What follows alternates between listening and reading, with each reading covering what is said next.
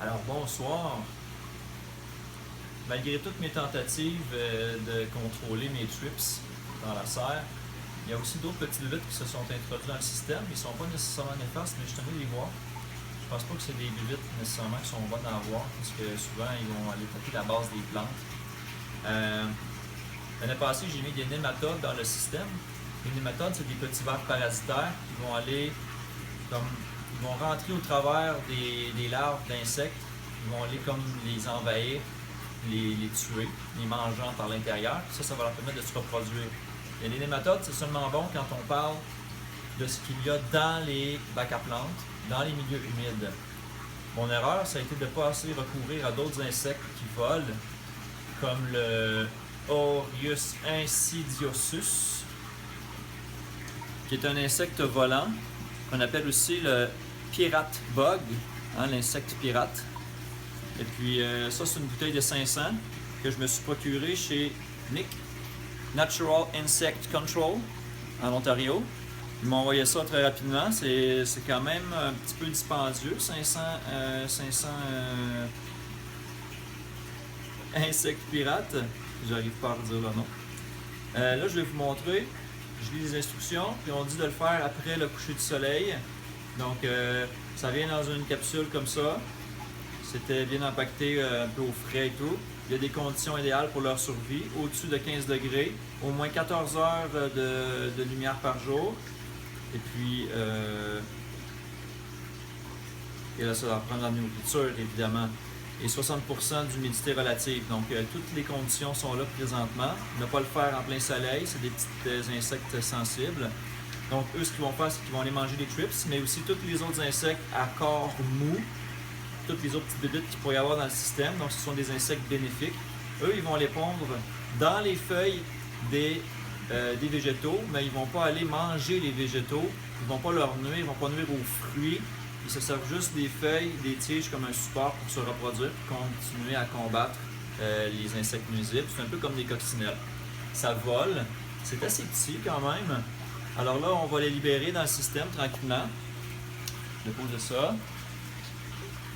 Ça va faire un bon zoom sur le jaune de bébite.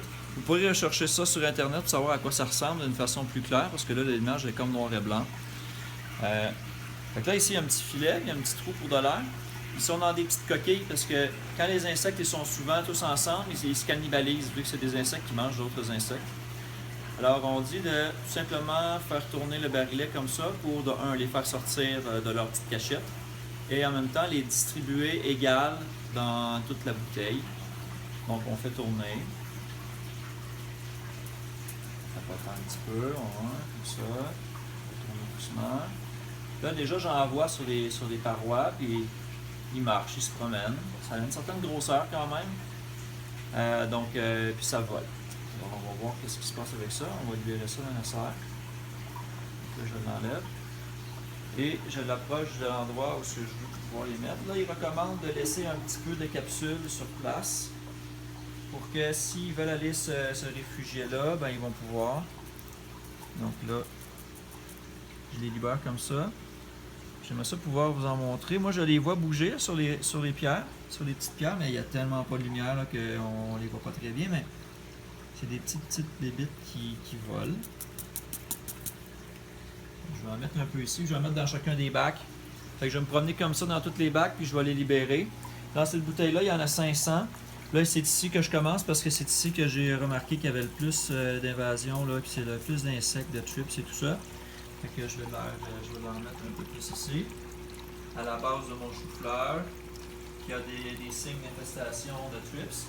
Ça d'ailleurs, je peux prendre une petite pause de ma dissémination des insectes pour vous montrer des dégâts de trips, à quoi ça ressemble.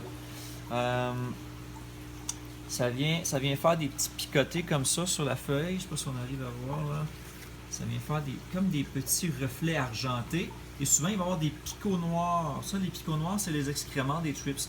Alors, eux, là, ils se promènent. Souvent, c'est en dessous des feuilles, mais ils vont faire des incursions au-dessus. Puis, ils vont aller manger des feuilles tendres.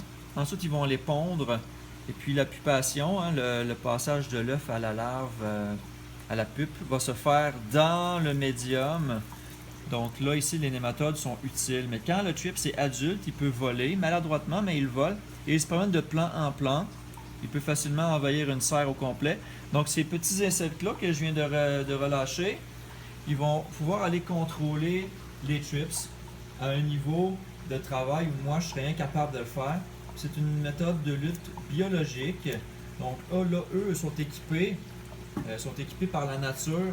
On en voit un sur le bord de la bouteille ici. Ils sont équipés par la nature pour faire leur travail là, de prédateur. Donc, on peut voir la grosseur que cette bestiole-là a là. C'est quand même pas très gros. Fait que je vais continuer à les relâcher. Fait que c'est ça que je voulais vous parler. C'est un prédateur qui est bénéfique pour chasser les thrips et aussi les autres insectes à corps mou.